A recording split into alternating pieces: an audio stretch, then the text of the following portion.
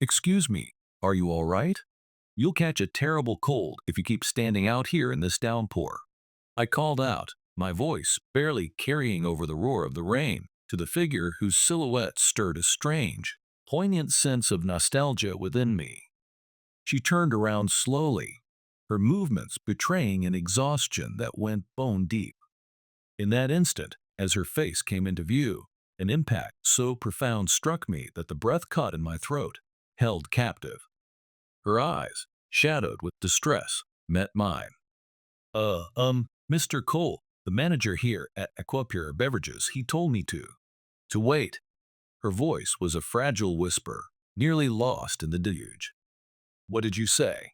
The name, Marcus Cole, and the mention of Aquapure, my own company, hit me with the force of the sheeting rain.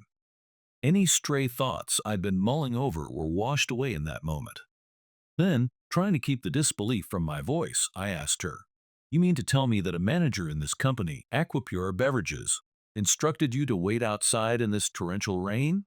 A small, utterly defeated, wry smile touched her lips as she gave a slight nod, rainwater dripping from her hair and face. Um, it's, it's my fault, really. She stammered, her gaze dropping to the soaked presentation folder clutched in her hands.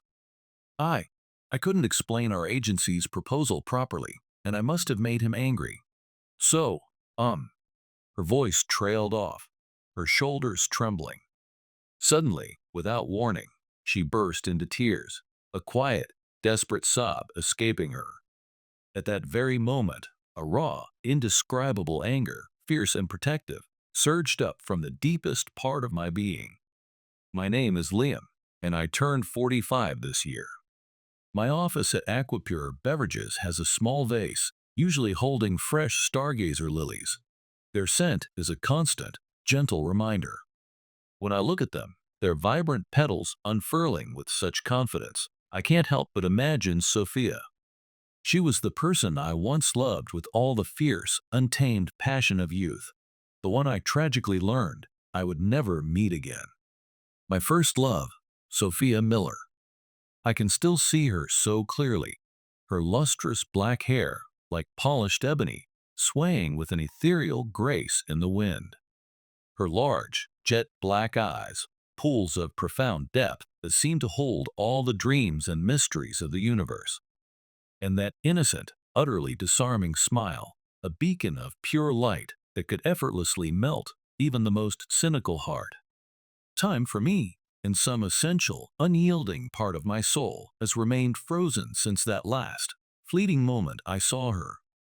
The sight of a stargazer lily, her favorite, invariably brings her image rushing back to the forefront of my mind, a familiar, bittersweet ache tightening in my chest.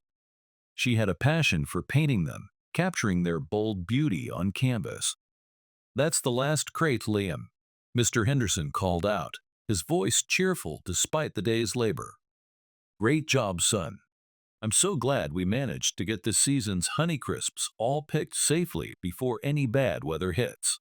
Wiping the sweat from my brow with the back of my hand, I gazed out at the rows of apple trees at Henderson Orchards, their branches now lighter, the air filled with a sweet scent of ripe fruit. The Clearwater bottling plant, where I'd been on assignment for Aquapure Beverages, was nearby, and I'd grown close to the Hendersons. Mr. Henderson and Mrs. Henderson, a kind, hard-working couple in their early 70s, thanked me warmly, their faces beaming. Mrs. Henderson pressed a tall glass of chilled, homemade apple cider into my hand, not an ice-cold beer, but something far more refreshing. You must be parched, dear. As I downed the crisp, sweet cider in one long gulp, I felt not only my dry throat soothe, but also a wave of renewed energy wash over me. It was early autumn in upstate New York, but the sun still held a surprising warmth, and I was happy to help the Hendersons with their apple harvest during my off hours.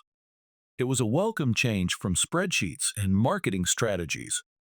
Of course, I never accepted any payment for my help. They were far too generous already, often sharing boxes of their best apples, freshly baked pies, and jars of preserves with me. Knowing I lived alone in a rented cottage near the Clearwater plant, Mrs. Henderson would sometimes bring over a hearty home-cooked meal, fussing over me like a mother hen. "Oh no, it's quite all right, Mrs. Henderson, really," I'd say, though my protests were always gentle. This time, she tried to slip a crisp bill into my shirt pocket, while Mr. Henderson appeared with a large basket overflowing with apples, a few jars of her famous apple butter, and a freshly baked pie. "Nonsense, Liam. You've been a godsend," Mrs. Henderson insisted with a warm smile.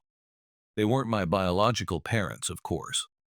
But over the nearly 2 years I'd spent on assignment at Clearwater Bottling, getting to know them through weekend visits and helping out at Henderson Orchards, I'd come to regard them with the affection and respect one reserves for their own beloved parents. They filled a void I hadn't realized was so vast. The truth was, I no longer had anyone in my life I could call mom or dad. My parents were taken from me far too young, leaving an enduring ache of absence. My mother, a gentle soul, was frail from birth, and she passed away due to complications during my own childbirth. I never knew her embrace, only the stories my father would tell. My father, a strong and loving man, raised me on his own after that, juggling work and single parenthood with a quiet determination I only appreciated in hindsight. But just 3 short years after my mother's passing, tragedy struck again. He was found collapsed in our apartment by a delivery man, his heart simply giving out. Heart failure, that's what the doctors officially called it. That's what I, a heartbroken child, was told. But I was so young, deemed too fragile to see his body, to say a final goodbye. So the full truth of that day remains shrouded in a child's hazy, painful memories. After that devastating loss, I was taken in by my paternal grandparents, William Hayes and his wife. My grandfather, William Hayes, was already a formidable figure, the founder of Aquapure Beverages. He had built the company from a small local spring water business into a burgeoning national brand. They lived not in the quiet countryside initially, but in a substantial home reflecting their growing prosperity. Perhaps because of my grandfather's success and their deep love for their orphan grandson, I grew up in their spacious, comfortable house, never wanting for anything material. They ensured I received the best education, and I eventually graduated from Northwood University with an MBA, eager to make my own mark and perhaps to make them proud. And now, here I was, a senior marketing manager at the very company my grandfather built, temporarily assigned to the Clearwater bottling facility. While I firmly but politely refused the money Mrs. Henderson offered, I gratefully accepted the basket of delicious produce from Henderson Orchards. Their kindness was a balm to my often solitary existence. As I reached out for the heavy basket, Mr. Henderson, his eyes crinkling at the corners, muttered with good-natured gruffness, "A fine young man like you, Liam, so considerate and hardworking, how come you aren't married yet?" A wry, almost involuntary smile touched my lips. It was a question I'd heard before, in various forms. "It's not that I can't, Mr. Henderson," I replied, trying for a light tone. "It's more that I choose not to for now. I've had a few opportunities, a few kind introductions over the years, but I've turned them all down." I offered a small, self-deprecating laugh, but I saw both Mr. and Mrs. Henderson furrow their brows in genuine parental concern. "Oh, Liam dear," Mrs. Henderson began, her voice soft with sympathy. Then they started, ever so gently, suggesting they knew a few lovely young women in the community, a niece of a friend, the local librarian. I politely but firmly declined their well-meaning attempts at matchmaking. With a persistent shadow of Sophia still lingering in my heart, with feelings that refused to fade completely even after all these years, I knew I couldn't, in good conscience, get involved with anyone else. It wouldn't be fair to them or to myself. That evening, back in my small cottage, after finishing my day at the Clearwater bottling plant, I made a simple but satisfying apple crumble using some of the freshly picked fruit from Henderson Orchards. The aroma of cinnamon and baked apples filled the cozy space. The sweet, tender apples, bubbling under a golden crust, were delicious. I ate it slowly, savoring the warmth, while a basketball game, a nostalgic echo of my own college days playing for Northwood University, played on the small TV in the background. Suddenly, my personal cell phone, the one reserved for family, rang sharply, cutting through the quiet evening. I glanced at the caller ID. It was my grandfather, William Hayes. A sense of unease prickled at me. He rarely called me on this line, unless it was truly important. Huh, why would he be calling me now, so unexpectedly? I murmured to myself, a knot forming in my stomach. I paused my dessert, the sweetness suddenly cloying, and answered the phone, trying to keep my voice steady. Grandfather, is everything all right?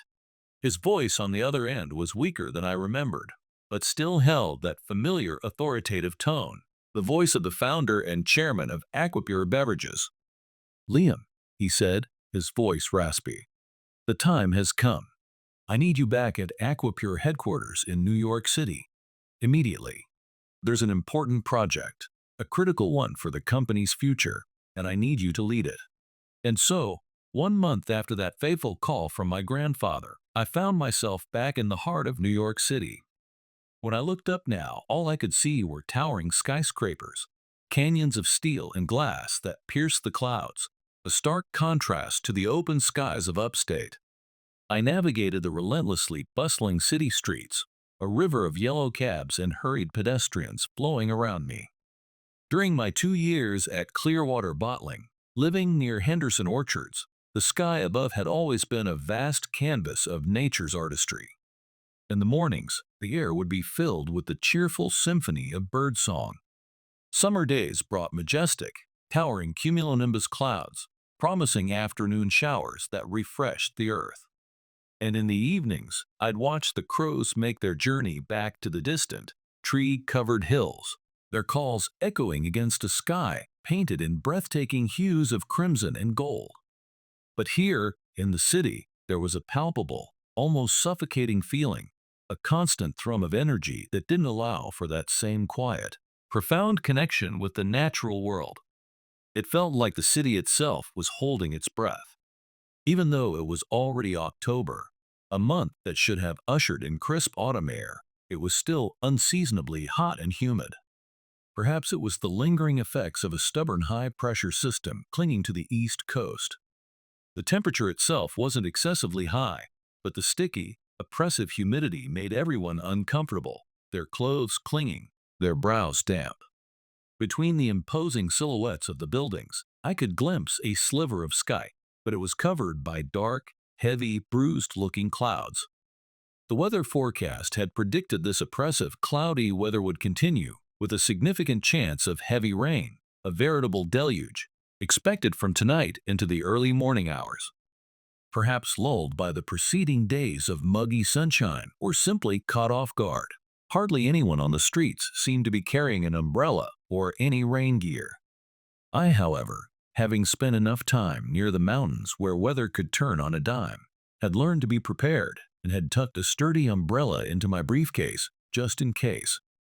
It turned out I would need it far sooner than I expected. Almost imperceptibly at first, then with increasing insistence, raindrops began to fall from the ominous sky, speckling the hot pavement.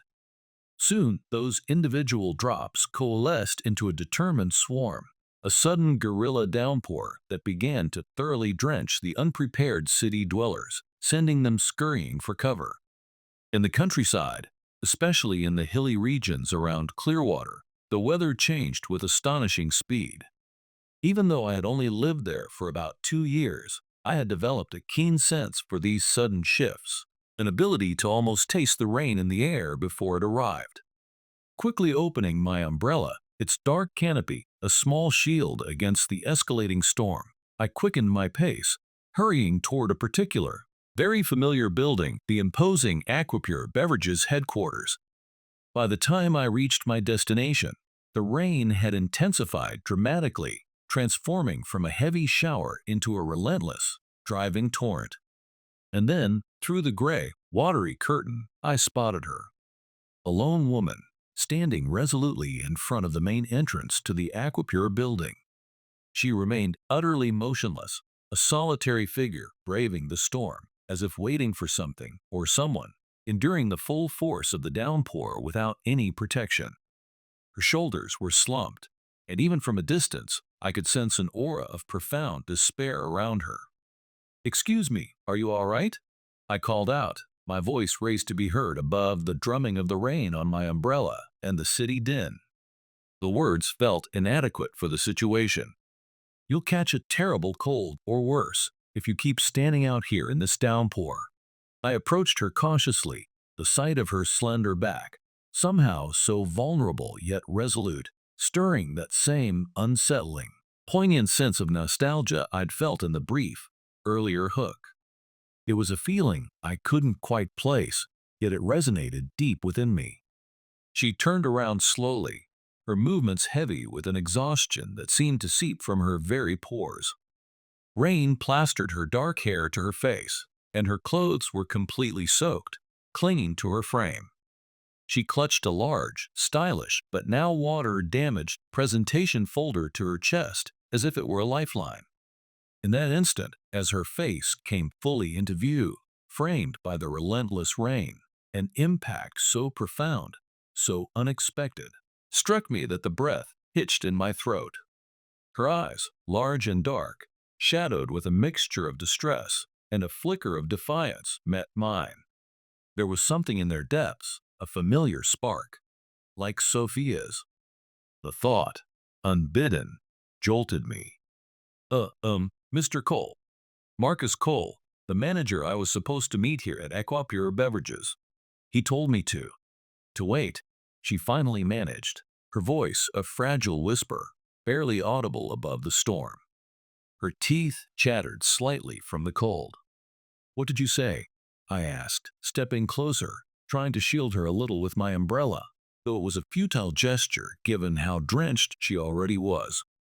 The name Marcus Cole, Aquapure's head of domestic sales, and the mention of our company resonated ominously. Any lingering thoughts about my own busy schedule, the meetings my grandfather had lined up, were instantly obliterated by the sheer incredulity of the situation unfolding before me.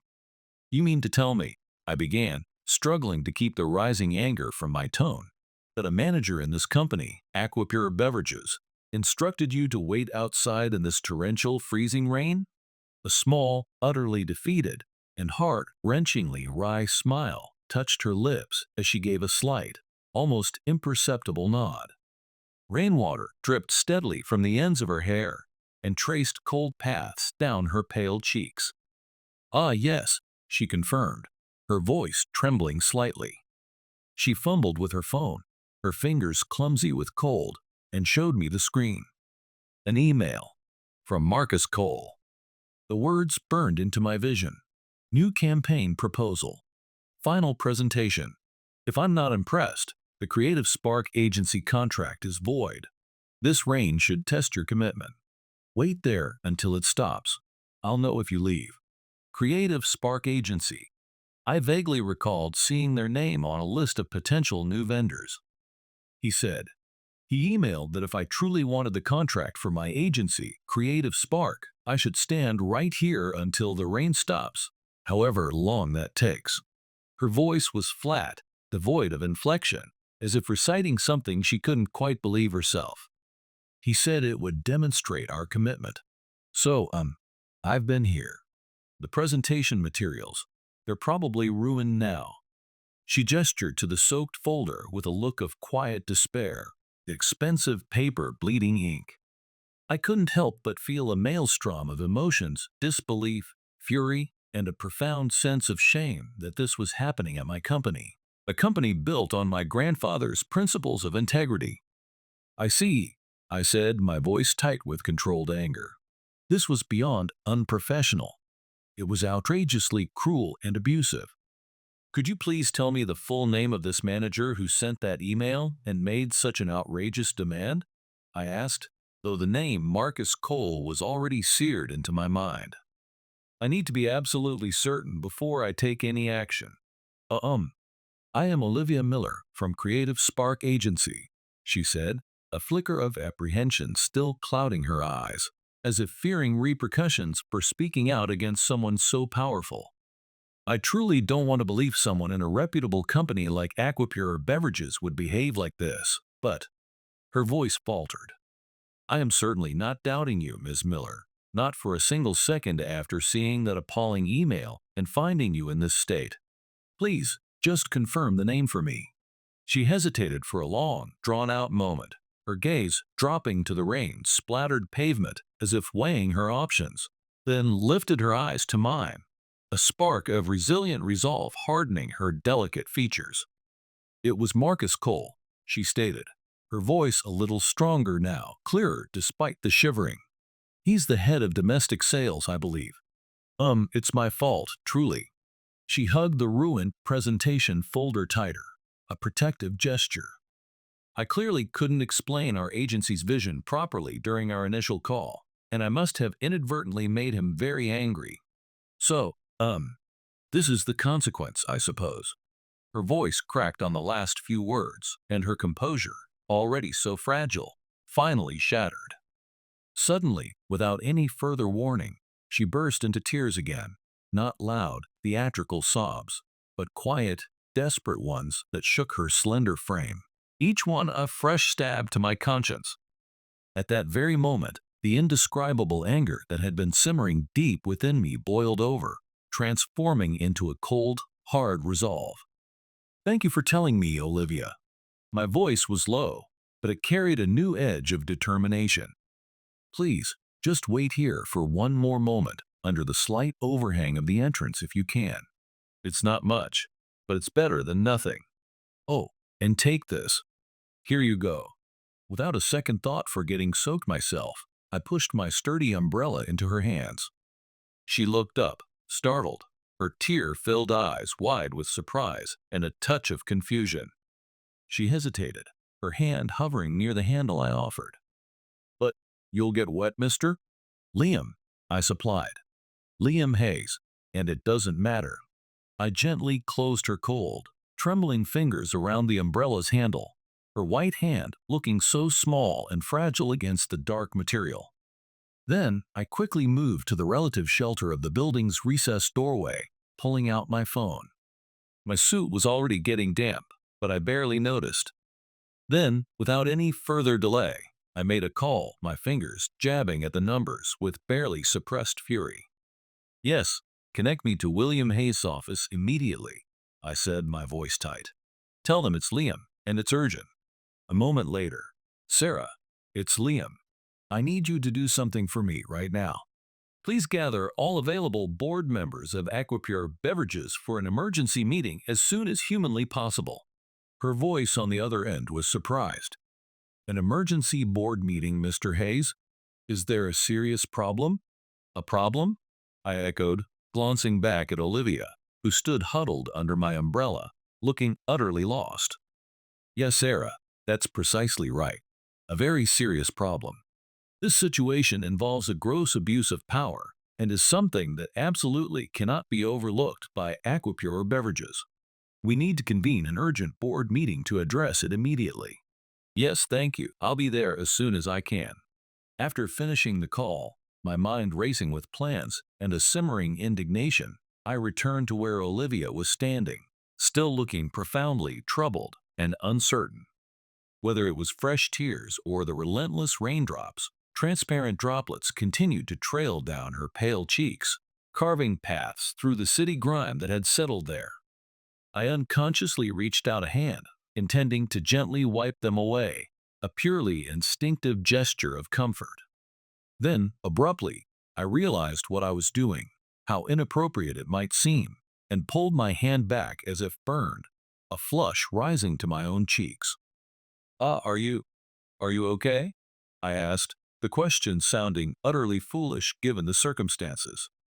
She looked up, startled by my awkward movement, and managed a weak, I'm okay, thank you, Mr. Hayes.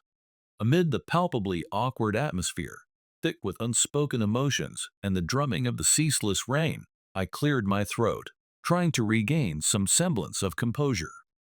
Please, Olivia, go home for today, I said, my voice softer now. When I told her to go home, her face fell, and she looked visibly hurt, a fresh wave of despair washing over her features. She probably thought this meant the end of any hope for her agency's contract. I hurriedly and clumsily corrected myself. "I'm so sorry, Olivia. That was very poorly phrased on my part. What I mean is, I will personally take care of this entire mess with Marcus Cole and ensure it's addressed appropriately by Aquapure. So please, don't worry about it any further tonight. I will also personally contact you regarding the contract details for Creative Spark Agency as soon as I have more information and this situation is resolved. Your agency's proposal will be reviewed fairly. I give you my word. Could you perhaps give me your business card, if you don't mind?" As I offered her my own business card, which identified me as a marketing director for Aquapure Beverages, she hesitantly reached into her soaked bag and offered hers in return. It was damp, but thankfully still legible. Without consciously meaning to, my eyes flickered down to her name, printed in elegant script. Olivia Miller. That was the name of the beautiful, resilient woman standing before me, braving a storm both literal and metaphorical. "Olivia," I said, meeting her gaze directly, "please take care on your way home. Get somewhere warm and dry as soon as possible. Oh, and about the umbrella," I added, noticing her glance towards it. "It was just a cheap convenience store purchase, so please don't worry about returning it. Keep it. I will be in touch very soon, I promise." With a final, hopefully reassuring nod, I turned my back to her, the image of her courage and vulnerability seared into my mind, and strode into the Aquapure building, ready for a battle. After the emergency board meeting, which was as tense and difficult as I had anticipated, but ultimately decisive thanks to my grandfather's underlying support, I headed straight to the domestic sales department office on the 15th floor. The moment I stepped out of the elevator and into their open plan office, I felt an almost palpable tension in the air, thick and heavy like the humid weather outside.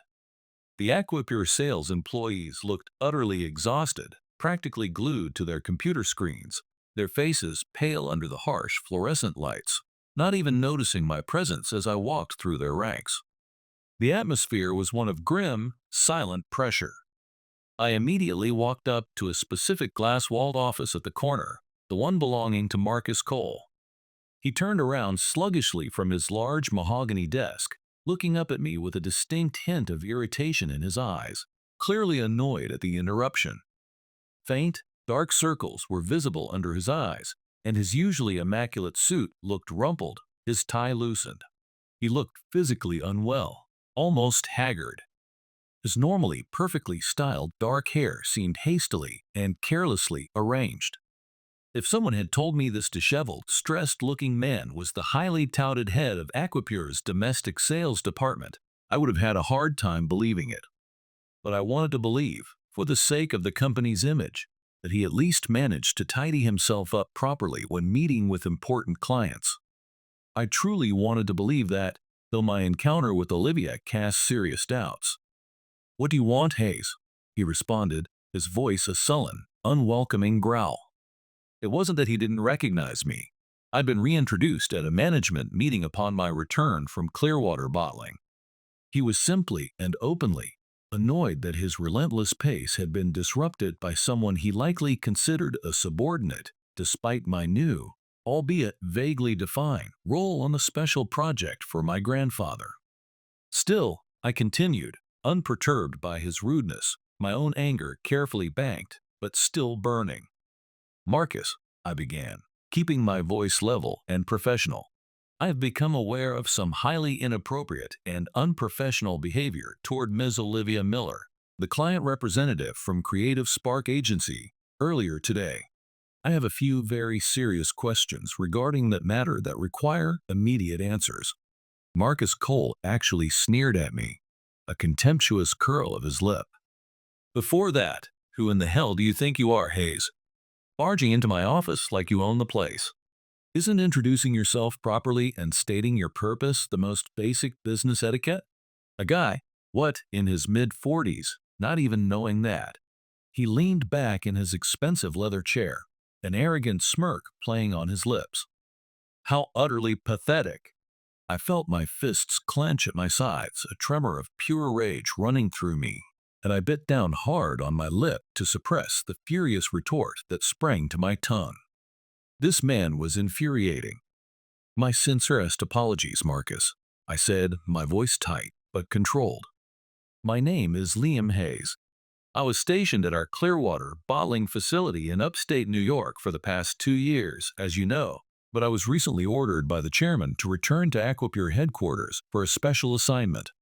It's been some time since I last worked directly out of this main office.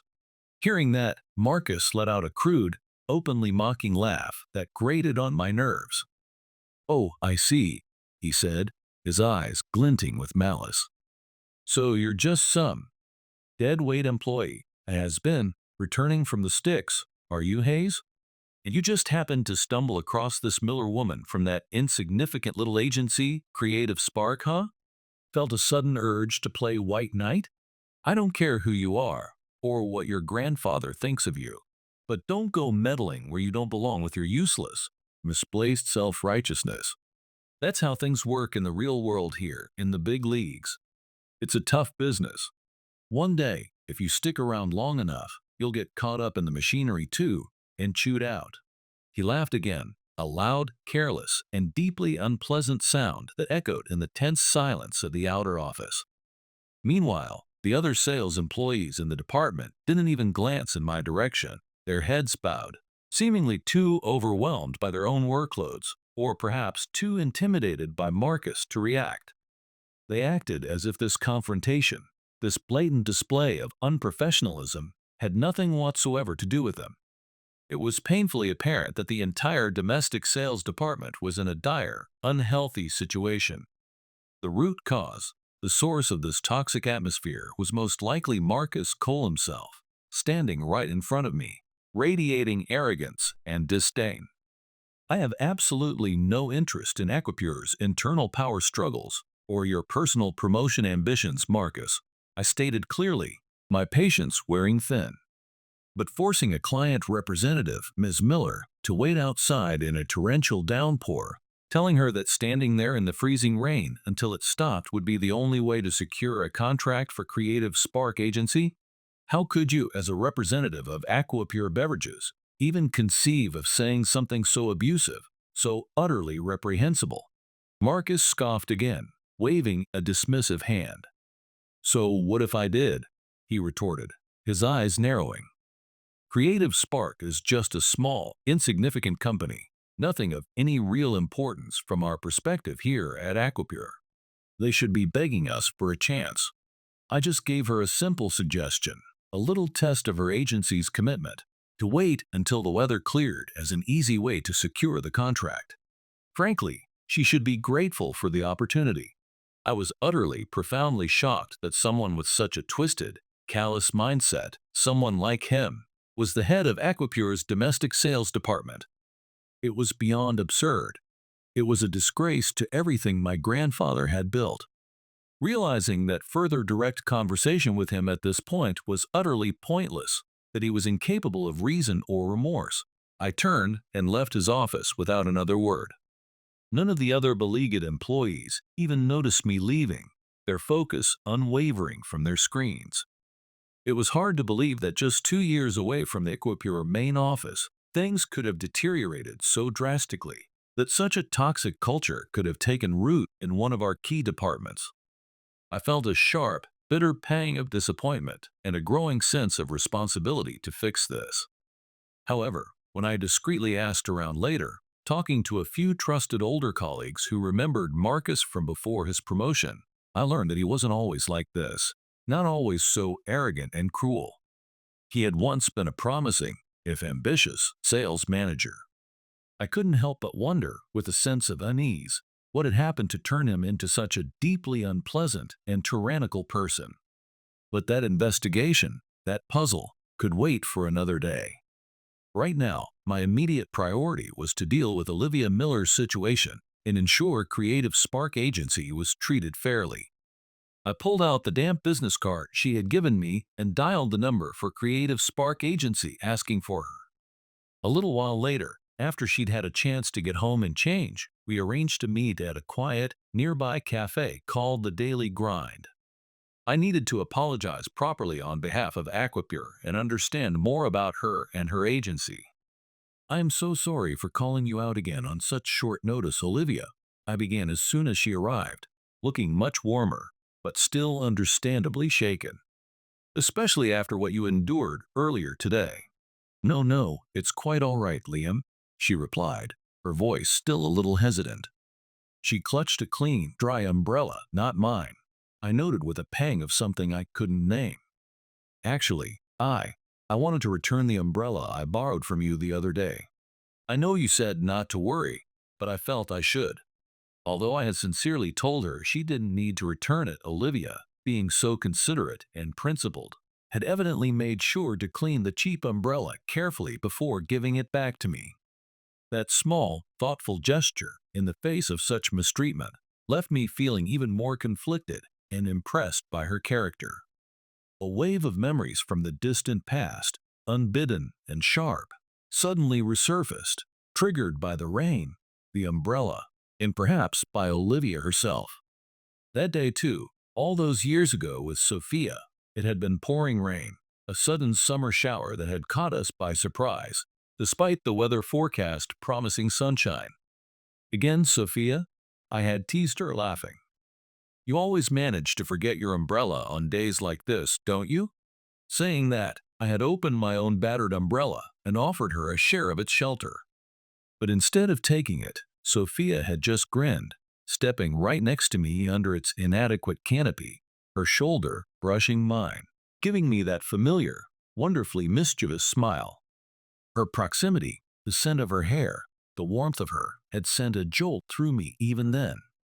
I couldn't help but laugh along with her, my heart swelling with an affection so strong it almost hurt. "Seriously, Sophia, again?" I'd chuckled, shaking my head in mock exasperation. "You're absolutely hopeless when it comes to remembering umbrellas. All right then, since I'm saving you from a soaking, you have to treat me to that new double fudge sundae at the cafe that just opened downtown." When I joked like that, trying to sound stern but failing miserably, she had nodded with an exaggerated, confident solemnity, as if saying, "Leave it to me, kind sir." When was that? Exactly. It felt like a lifetime ago. It was probably a memory from our junior year of high school, a carefree time before the world had shown its harsher side. Every time it rained unexpectedly, Sophia would invariably claim she'd forgotten her umbrella and then happily walk home beside me, tucked close under mine. I could never, ever forget the delicate profile of her face, illuminated by the soft gray light of a rainy day, even now, more than 2 decades later. The memory was so vivid, so poignant. Um, Liam? Lost deep in my reverie, caught in the bittersweet currents of the past, I suddenly heard Olivia's soft voice and snapped back to the present, to the warm, coffee-scented air of the daily grind. "Oh, I'm so sorry, Olivia," I said, feeling a flush creep up my neck. My mind wandered for a moment. I was just remembering something from a very long time ago. "Anyway, about the other day, about what happened with Marcus Cole, I want to apologize to you properly on behalf of Aquapure Beverages, and personally." As I bowed my head in a gesture of sincere apology, Olivia hurriedly shook her head, her hands fluttering in a dismissive gesture. "No, please don't apologize, Liam," she insisted, her voice earnest. "You didn't do anything wrong at all. In fact, you were incredibly kind. Actually," she continued, a small, grateful smile touching her lips, "I was so happy and frankly astonished that you stood up for me back there, against your own colleague. It meant a great deal." From what I gathered during our subsequent conversation at the cafe, it turned out that Olivia Miller and I were the exact same age, 45. We were both currently single, though our paths to that state had been very different. That said, Olivia had once been married and was now a devoted single mother, living with her 17-year-old daughter, Chloe. "My ex-husband and I, well, we went through a lot," she confided, her voice tinged with a lingering sadness, but no bitterness. We officially divorced 2 years ago. He made some very poor choices, dipped into our daughter Chloe's college education funds for some risky investments, was unfaithful with another woman, and then he just disappeared. I haven't received any alimony or child support since then. My daughter, Chloe, she dreams of becoming a nurse, a really good one, Olivia said, her eyes lighting up with maternal pride. So I absolutely need to find the money to make that happen for her, to help her achieve her dream. I used to work part-time as a freelance graphic designer when Chloe was younger, but now I'm a full-time employee at Creative Spark Agency, trying to build a stable career. Still, she admitted with a soft, self-deprecating smile that didn't quite reach her eyes, things aren't always going as smoothly as I'd hope. This Aquapure account, it would have been a big step for us, for Chloe. Hearing her story, understanding the immense pressure she was under, made me feel even more profoundly sorry and even more determined to rectify the injustice she had suffered. This whole shameful situation had stemmed entirely from our side, from Marcus Cole's reprehensible behavior, and Olivia was in no way at fault. Thinking that I needed to explain the company's position and my actions properly, I had arranged to meet with her today at the Daily Grind. I sincerely and unreservedly apologize for the immense trouble and distress caused by Marcus Cole from our company, Aquapure Beverages, I stated, my voice filled with conviction. I bowed my head deeply again, my hands resting on the table, almost touching its polished surface, to emphasize the depth of my regret. Olivia looked genuinely flustered by my formal apology and waved her hands again, her cheeks coloring slightly. Please, Liam, don't do that, she urged gently. The root of the problem, as far as I could tell, was Marcus Cole's incredibly biased and unfair perspective. It seemed very clear that he looked down on me, and by extension Creative Spark Agency, simply because I'm a woman, and perhaps because our agency is smaller. In this advertising industry, even now, it's still unfortunately common for men to take the lead, to be seen as the primary decision makers, even though more and more talented women are entering and excelling in the field lately. Despite that prevailing attitude, Marcus dismissed me and our proposal almost out of hand, seemingly due to my gender and perhaps a perceived lack of major league experience, and then he even went as far as forcing me to wait outside in that humiliating way. We at Equipure truly, deeply regret the inappropriate and unprofessional treatment you received, and the profound discomfort and distress it clearly caused you. As I bowed my head yet again, unable to fully express my shame and anger at what had happened, Olivia seemed at a loss for words, remaining silent for a long moment. It was lunchtime, and the daily grind was bustling with a quiet energy, the aroma of coffee and pastries filling the air. I wondered just how much time had passed since we started talking, the world outside the cafe window fading into a blur. Then, Olivia let out a small, unexpected chuckle, the sound surprisingly light. "You're really a very serious and honorable man, Liam Hayes," she said, a hint of amusement in her eyes, though the underlying gratitude was still evident. "When I first got your business card and saw that you were a marketing director at Aquapure, I confess I was a bit intimidated, and I figured there must be a very specific, corporate reason you had approached me at the Aquapure building. Yet, you went so far out of your way to stand up for me, a complete stranger from a small agency, even if it meant directly going against Marcus Cole, who I understand is a very senior department head. Please, don't trouble yourself over me any further. You've already done so much. Just focus on what's best for you and your career at Aquapure." She smiled as she said that, a genuine, warm smile this time, and for a fleeting, disorienting moment, her face, her expression, the light in her eyes, overlapped with the image of Sophia, the girl I used to share umbrellas with on rainy afternoons so long ago. That startling, momentary fusion of past and present made my already tangled emotions even more complex, sending a jolt of confusion and a strange, unidentifiable longing through me. After softly thanking me again for the coffee and the conversation, Olivia placed enough money for her share on the table, and, with a polite nod, quietly left the daily grind. I watched her go, a whirlwind of thoughts and unfamiliar feelings stirring within me. A little while later, when I returned to the Aquapure main office, my mind still replaying my conversation with Olivia, I immediately noticed a commotion, an unusual level of noise and activity. It seemed to be coming from the direction of the domestic sales department. Peeking inside the bustling, open plan office, I heard raised voices, sharp and angry, as if a heated argument was in full swing.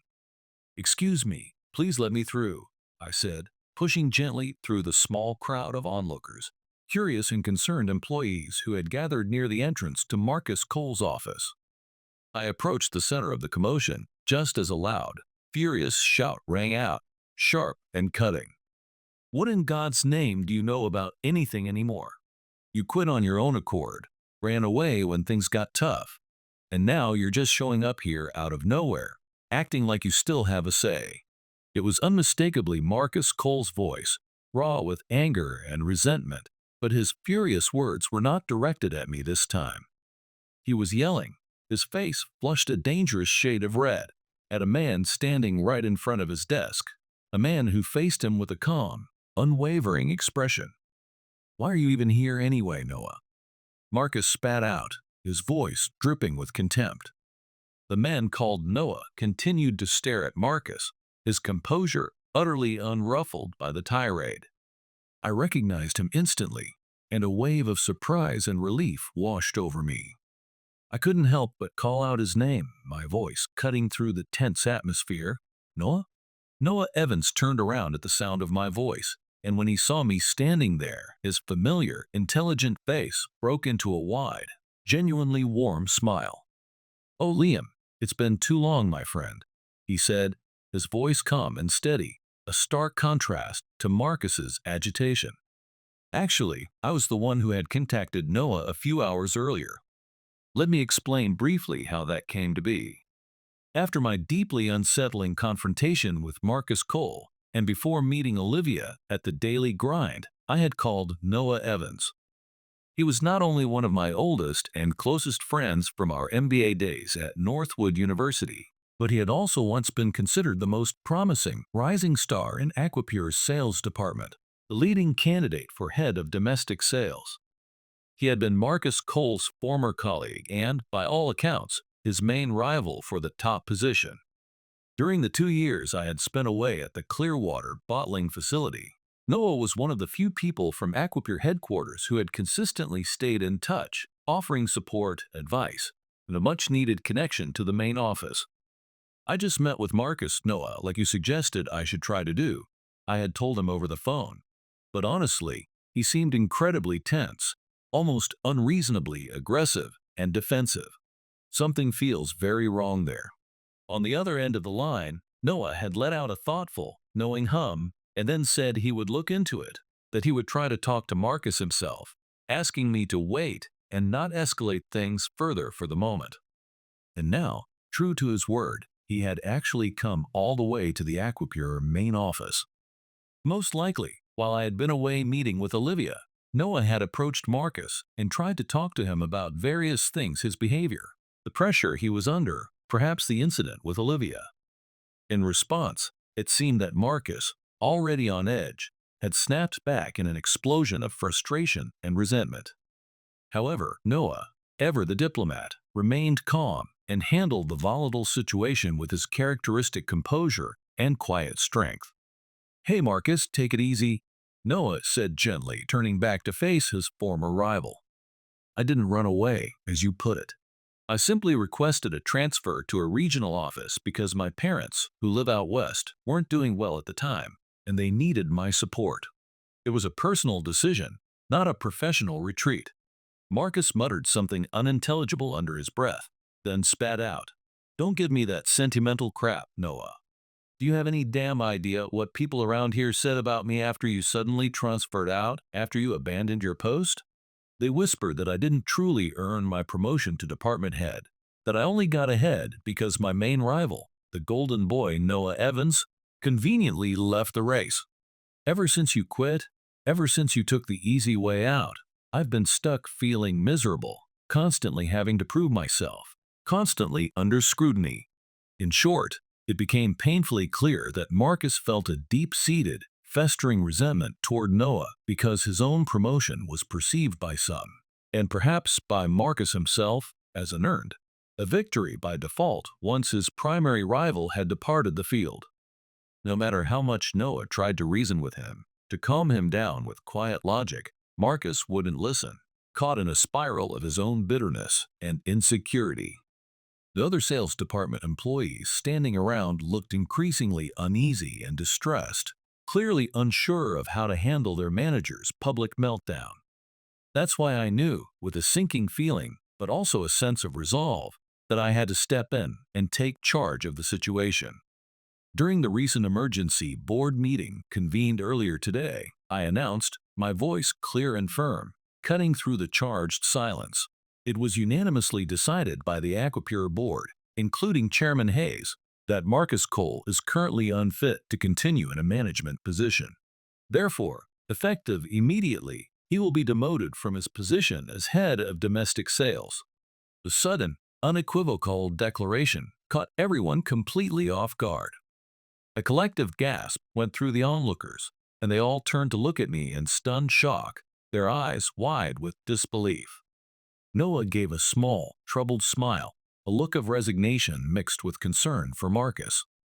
Marcus Cole's face, however, flushed an even deeper shade of crimson, his eyes bulging with fury and incredulity.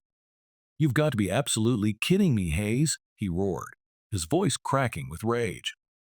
"Who in the bloody hell do you think you are to say something like that, to make such an announcement?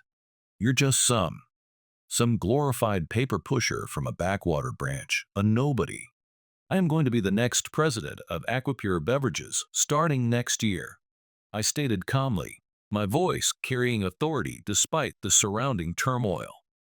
The room, already tense, fell into an even deeper, more profound silence, as if all the noise and chaos from earlier had been nothing but a lie, a distant dream. Marcus Cole stood there, his mouth agape, his face a mask of utter disbelief and dawning horror. Noah, beside him, remained as composed and thoughtful as ever, though a flicker of surprise crossed his features at my blunt declaration. Noah here helped me a great deal during my time at the Clearwater bottling facility, offering invaluable support and guidance, I continued, my gaze steady on Marcus. He didn't drop out of your so-called promotion race, Marcus. He simply chose his own path, a path of familial duty and personal integrity, something you seem to have forgotten. You, on the other hand, got caught up in baseless rumors and your own insecurities, hurt yourself with your paranoia, and then proceeded to blame Noah and everyone else around you without ever realizing the immense damage you were causing to your team, to this company, and to our clients. Isn't it finally time you face the unvarnished, uncomfortable truth of your own actions and their consequences? What? What are you talking about? Marcus stammered, his bluster deflating rapidly, a flicker of fear entering his eyes. The current chairman of Aquapure Beverages, my grandfather, William Hayes, is indeed unwell and currently hospitalized, as some of you may know. I am his designated successor, and I will be stepping into the role of CEO in the coming year. But that, frankly, is less important right now than what you have done to this department. More importantly, Marcus, take a good, hard look around you. Look at your team. At my quietly spoken words, Marcus, looking dazed and confused, slowly looked around the silent, watching faces in the room. He finally seemed to notice, truly notice, the state of his own department, the people he was supposed to lead. What is this?" he mumbled, his eyes darting from one exhausted face to another. Everyone looks so incredibly tired, so worn out. "Hey, Nicholas," he said, his voice suddenly uncertain, addressing a senior salesman who looked 20 years older than his actual age. "Didn't you used to always complain about your middle-age weight gain, about needing to hit the gym? You look like you've lost 30 pounds. And Henry," he continued, turning to another, younger team member whose face was pale and drawn. "What's with that utterly worn-out, haunted look on your face? You look like you haven't slept in a week." He finally, truly understood. The dawning realization was like a physical blow. As the leader of Equipure's domestic sales department, Marcus, you and you alone created this oppressive, soul-crushing atmosphere, I said, my voice firm, but without malice. Your deep-seated frustration over losing your perceived rival, Noah, and your subsequent bitterness and paranoia toward others turned your once high-performing team into this gallery of exhausted, demoralized individuals. You pushed your subordinates to the absolute breaking point, relentlessly driving them to achieve impossible numbers, trying desperately to prove your own worth, but it only made things catastrophically worse, both for them and for Equipure's bottom line. Do you honestly, truly believe you can continue as the department head in this current state, with your team so clearly suffering? Marcus was utterly at a loss for words, his face ashen, and he fell into a profound, heavy silence. That silence, more eloquent than any words, was his answer. I learned a great many valuable lessons while working at the Clearwater bottling facility, away from the pressures of this headquarters, I said, my voice softening slightly. I learned that a successful company isn't just a rigidly structured organization, a collection of titles and hierarchies. It's about building genuine, mutually respectful relationships with the local community, about truly respecting our clients and our subcontractors, and most importantly, about pursuing the path you genuinely believe in, with integrity and passion. And when you inevitably stumble, when you're demonstrably wrong, your colleagues, your true colleagues, will be there to guide you, to help you back on the right track, not to tear you down. You've become so overwhelmed by your own fears and ambitions, Marcus, that you can't even see that fundamental truth anymore. Perhaps it's finally time you put down the heavy, crushing burden of being a manager, at least for a while. As Marcus stood there, his expression utterly blank, his shoulders slumped in defeat, the very employees he had just called out by name, Nicholas and Henry, slowly approached him. Other members of his team followed, forming a hesitant circle around their fallen leader. "We're here to support you, Marcus," Nicholas said, his voice quiet but firm, placing a supportive hand on Marcus's trembling arm. "We all know how incredibly hard you've been working, how much pressure you've been under," Henry added, his worn face filled with an unexpected compassion. They spoke with warm, genuinely encouraging words, a testament to some lingering loyalty, or perhaps just basic human decency. When I had first stepped into the sales department that afternoon, I had felt an undeniable tension, a palpable stress, but not, I realize now, a deep-seated sense of personal resentment or hatred towards Marcus from his team. The way each employee had been so intensely absorbed in their work, despite the oppressive atmosphere, conveyed a strange sense of dedication, perhaps driven by a complex, ingrained respect for their demanding superior, or maybe just a shared sense of survival. The employees here, your team, they do respect you on some level, Marcus, I observed, surprised by this turn of events. It wasn't because of you, personally, that some people left the department over the past couple of years. They left for genuinely unavoidable personal reasons, like starting a family, needing to provide elder care, or significant health issues. Has anyone here, anyone on your team, actually quit their job at Aquapure because they hated working for you, Marcus? I asked, addressing the assembled sales team directly. When I posed that question, the sales employees, after a moment of shared hesitation, slowly, almost in unison, shook their heads. At that unexpected, collective show of support, or perhaps absolution, Marcus Cole finally collapsed to his knees, his face crumpling, a choked sob escaping him. "So, all this time, I was just overthinking things entirely on my own?" he whispered, his voice hoarse and broken, barely audible, like the faint, desperate buzz of a trapped mosquito. "Getting myself so worked up, so frustrated, and then just dragging everyone else down with me into my own personal hell?" Marcus, looking utterly shocked and devastated by this revelation, spoke in that faint, trembling voice. Noah, who had been watching silently, crouched down to meet his gaze, gently placing a comforting hand on his shoulder. "I'm so sorry, Marcus," Noah said, his voice filled with a genuine, profound sympathy. Not even for a single moment did I ever forget the time when we were good, healthy rivals here at Aquapure, pushing each other to be better. When I learned much later that my sudden transfer had inadvertently caused such misunderstandings and made things so incredibly hard for you, I felt genuinely, deeply sorry. The real Marcus Cole, the one I remember, doesn't have those tired, clouded, haunted eyes.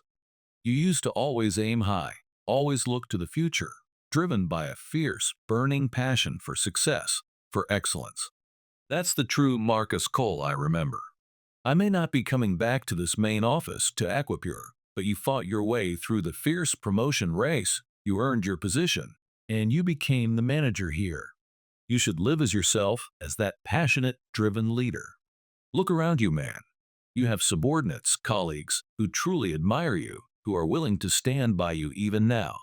As soon as Noah finished speaking, his words hanging in the emotionally charged air, the employees of the Aquapure sales department all nodded in quiet, solemn agreement, their faces reflecting a complex mix of relief and empathy. Just then, the main office door opened with a soft swoosh, and a woman entered, pausing uncertainly at the threshold. It was Olivia Miller. My heart gave an unexpected lurch at the sight of her. Actually, I was the one who had called her a few minutes ago, sensing that her presence might be needed to bring full closure to this painful episode. Let's try to put a final, definitive end to this entire unfortunate matter right here, right now, I said, addressing everyone in the room, but looking towards Olivia. Olivia has also graciously agreed to that. When I said that, Olivia gave a slightly hesitant, almost shy smile, but then she looked firmly, directly at the still kneeling Marcus Cole and spoke, her voice clear and composed. About what you said to me that day, Mr. Cole, about the difficulty of the project, she began, choosing her words carefully. You weren't entirely wrong about the challenges involved. This new marketing campaign project for Aquapure, it is a pretty tough, demanding one, isn't it? You told me that a woman like me, perhaps implying someone from a smaller agency or with less experience on such a large scale, wouldn't be able to handle it properly, and that's why you initially rejected Creative Spark's contract proposal so harshly. But I've been thinking, you actually said all those things, made those impossible demands, because on some level, you were genuinely worried about me, about my ability to deliver, weren't you?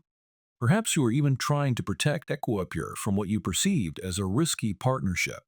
Marcus remained silent, his head bowed, seemingly at a complete loss for words, unable to meet her gaze.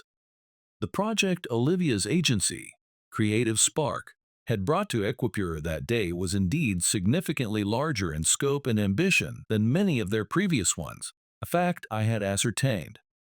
Marcus, in his own flawed and misguided way, had judged that the sheer workload and pressure would be too much for her to handle, perhaps especially as a woman leading a smaller, less resourced agency.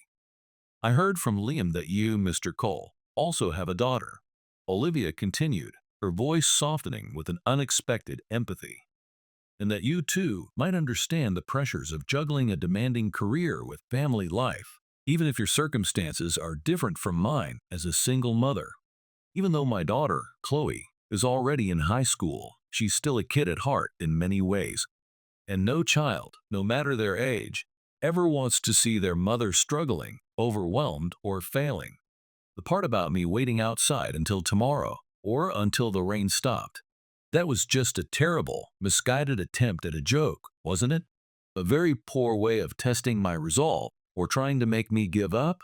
I think, deep down, you figured I'd eventually give up in frustration and go home, and then perhaps Creative Spark would send another, more seasoned representative, or you could simply dismiss us. I don't believe you ever truly thought I'd actually keep waiting out there in that horrible, driving rain for hours on end. I'm truly, deeply sorry, Miss Miller. Marcus finally choked out, his voice thick with emotion, lifting his head to look at her, his eyes filled with shame and remorse. For everything! With that, Marcus Cole bowed his head deeply, a gesture of profound apology and surrender. Noah, with his usual quiet skill and diplomacy, skillfully managed to wrap up the emotionally fraught situation, ensuring that support systems were put in place for Marcus. And Olivia, bless her generous heart, reported back to her company, Creative Spark Agency, that the contract with Equipure Beverages had been successfully secured, effectively bringing the contentious issue to a close, at least externally. After publicly announcing my impending position as the next CEO of Aquapure Beverages, a move my grandfather insisted was necessary to stabilize the company, I became even more intensely dedicated to my work, throwing myself into the challenges ahead. But despite the long hours and the sense of purpose, I still couldn't quite shake a lingering, persistent sense of unease, a restlessness in my soul. Sensing my turbulent inner mood, my preoccupation, it was none other than my old friend Noah Evans who spoke up during one of our late-night strategy sessions. Recently, Liam, it really seems like you're throwing yourself into work with an almost frantic energy, as if you're trying to forget something, or someone, he observed, his perceptive gaze studying my face. You've actually lost quite a bit of weight since the last time we properly met up, before all this recent chaos. Is something bothering you, my friend? Something beyond the obvious pressures of taking over Aquapure? As expected of you, Noah, I sighed, running a hand through my already disheveled hair.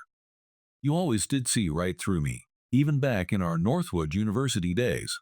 The truth is, yes, seeing Olivia Miller dealing with this whole situation, it's reminded me so much of the past, of Sophia. Does this, does this have something to do with why you never got married, Liam?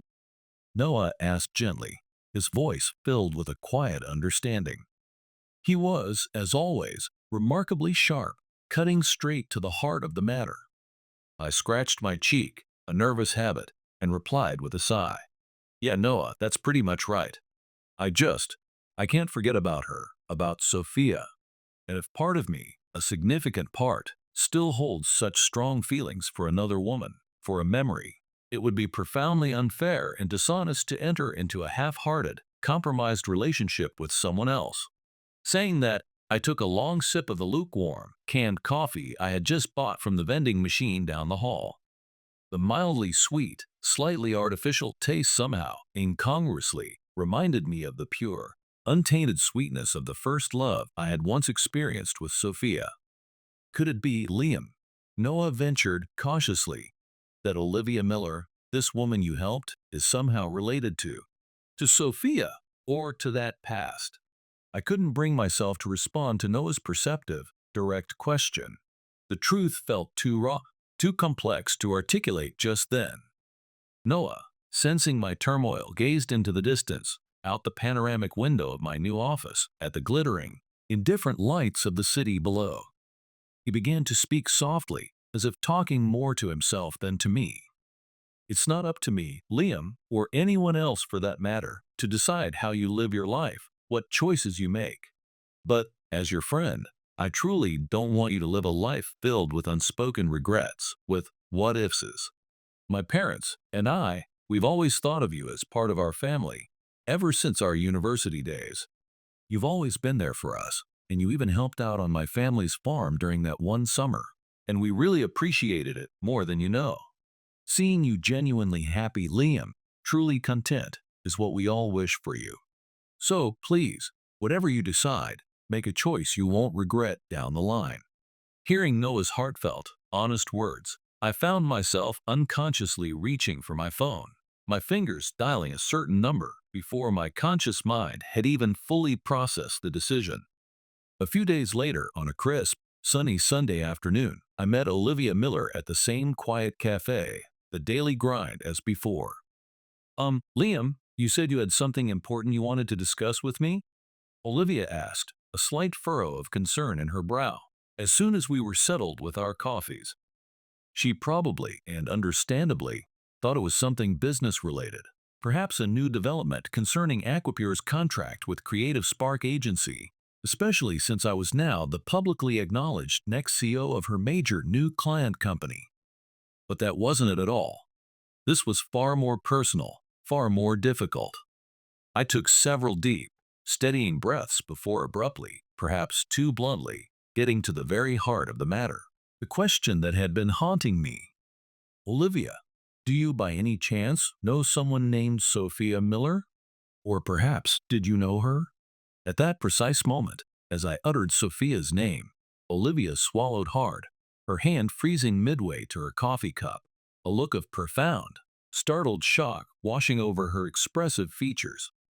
Her beautiful eyes, so reminiscent of Sophia, she whispered, her voice barely audible, her face paling perceptibly. My sister Sophia? The shocking, yet somehow anticipated, revelation left me utterly frozen, my mind reeling, my heart pounding in my chest. Then, after what felt like an eternity, I found my voice, husky with a storm of emotions. Your sister? I managed to say. Please, Olivia. Please, you have to let me meet her. Or, if that's not possible, tell me what happened to her. A month after that promise, that emotionally charged conversation at the daily grind, I found myself on a quiet, northbound train with Olivia, heading to a specific, poignant place. After the train glided to a smooth stop at a small, unfamiliar station, I inserted my ticket into the designated slot at the gate and exited onto the platform. Although it had been raining quite heavily earlier that morning, a typical unpredictable autumn shower, the sky had now miraculously cleared up, and a breathtakingly beautiful, vibrant rainbow stretched across the freshly washed sky, its colors almost impossibly vivid. Maybe our meeting that day in the rain, it wasn't just a mere coincidence after all, Olivia murmured, her gaze fixed on the magnificent spectacle above us. Maybe it was something that was truly meant to be, Liam. I nodded silently in response to her thoughtful words, my own heart too full for speech, and looked down at the old, worn black umbrella I was holding carefully in my hand. It was the very same umbrella I had used all those years ago back in high school, the one I had so often shared with Sophia. It was now quite worn out, its fabric faded and thin in places, barely able to serve its original purpose effectively. Still, I had needed to bring it with me to this particular place on this particular day. After a quiet, contemplative 1-hour bus ride from the station, during which I think I dozed off fitfully, lost in a swirl of memories and anticipations, we finally arrived at our destination. After getting off the bus at a small, unassuming stop, I followed Olivia's lead, my steps feeling heavy with a mixture of trepidation and a strange sense of inevitability. We finally arrived at a gentle, windswept hill that overlooked the entire quaint, peaceful town nestled in the valley below.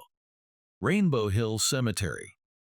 This was my hometown, or rather, the town where I had spent my formative high school years, living with my paternal grandparents after my father passed away. Since my grandparents, William Hayes and his wife, had also passed on some years ago, I hadn't found a reason, or perhaps the courage, to return to this place, to these memories. The breeze feels so nice and clean up here, doesn't it? Olivia remarked, breaking the silence, her voice soft. Yeah, it really does, I agreed, taking a deep breath of the fresh, cool air.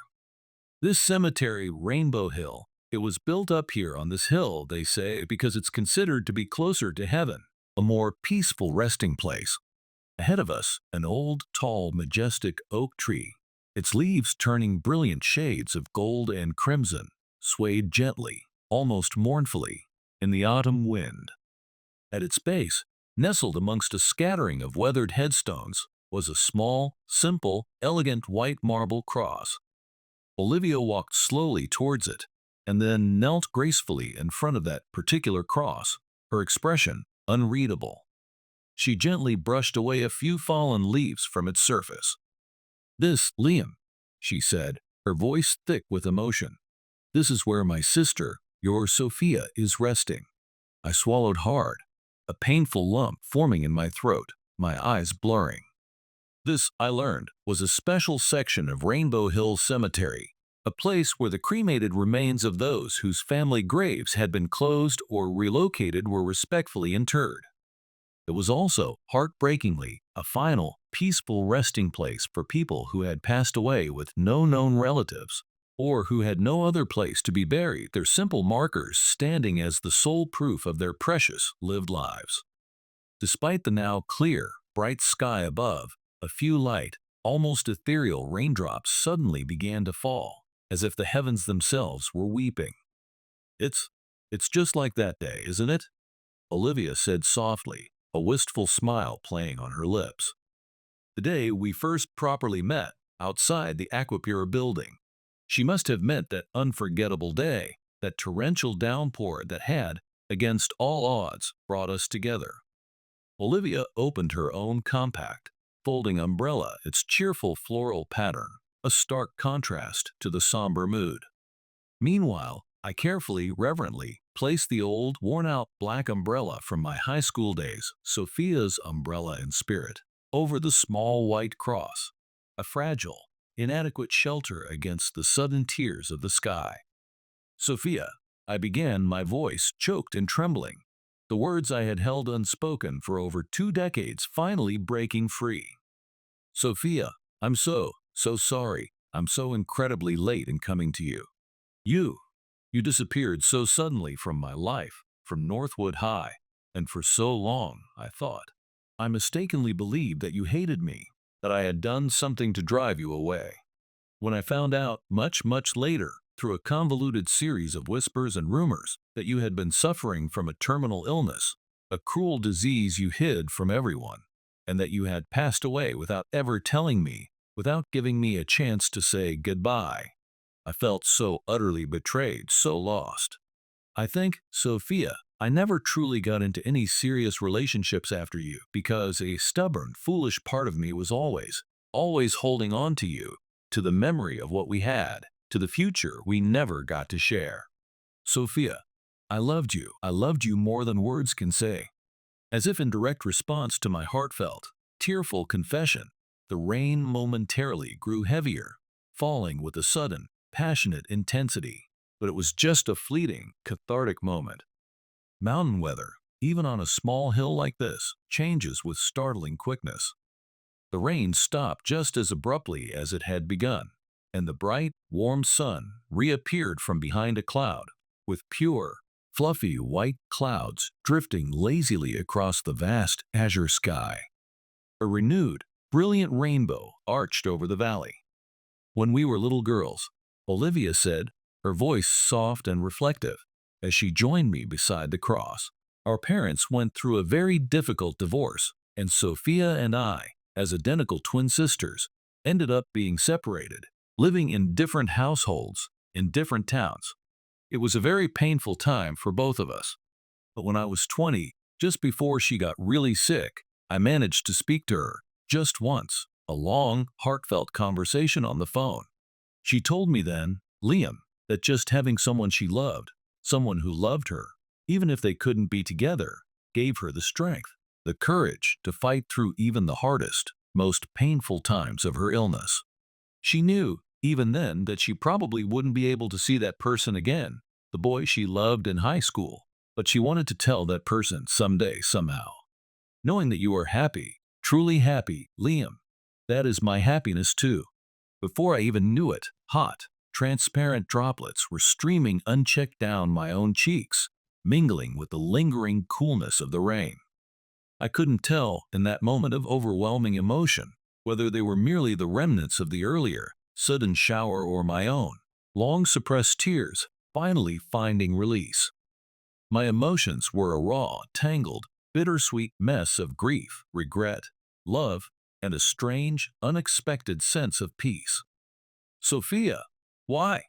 I whispered to the silent cross, to the gentle breeze that rustled the leaves of the old oak tree.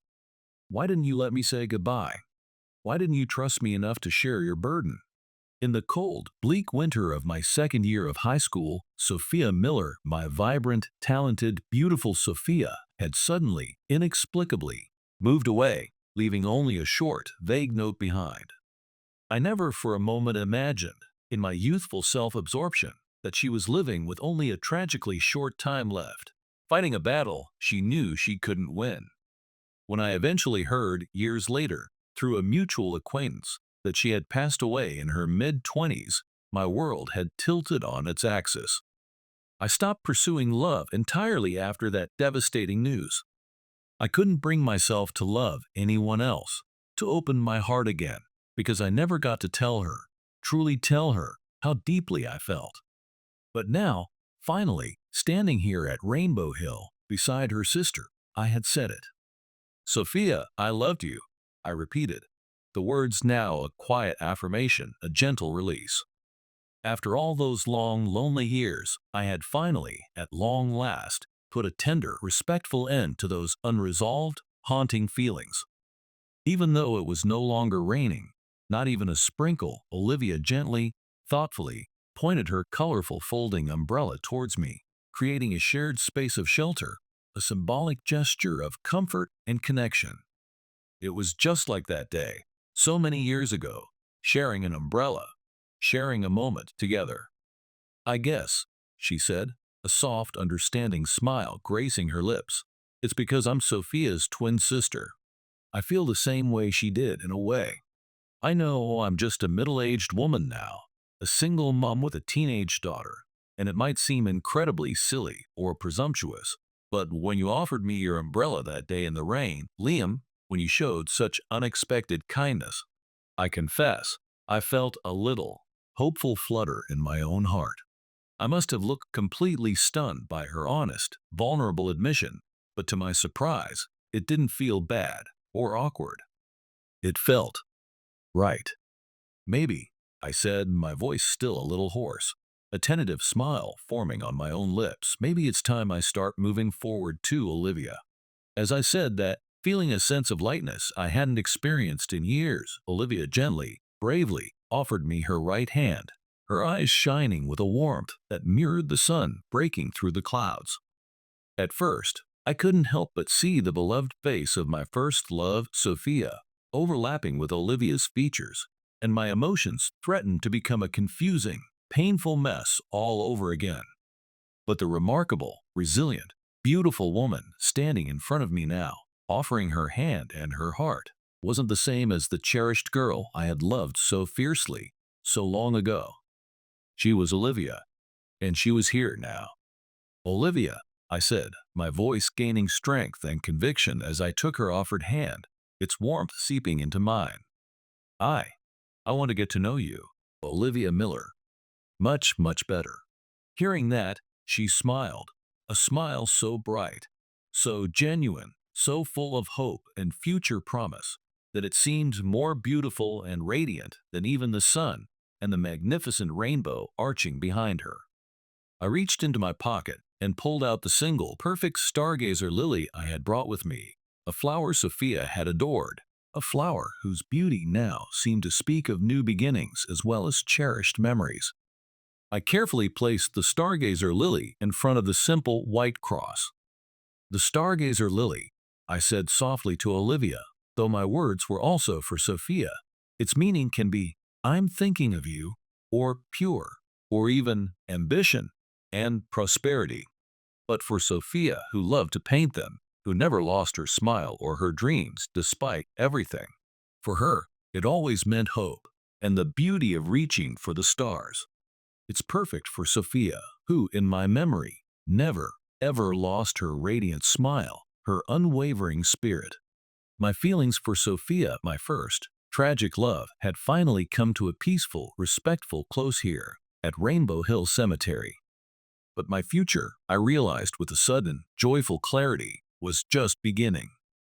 Life, I knew, still had a long, winding, and perhaps wonderful way to go, and as I stood there, hand in hand with Olivia, under a sky full of promise, I felt surprisingly, wonderfully hopeful about my future, a future that might, just might, include her.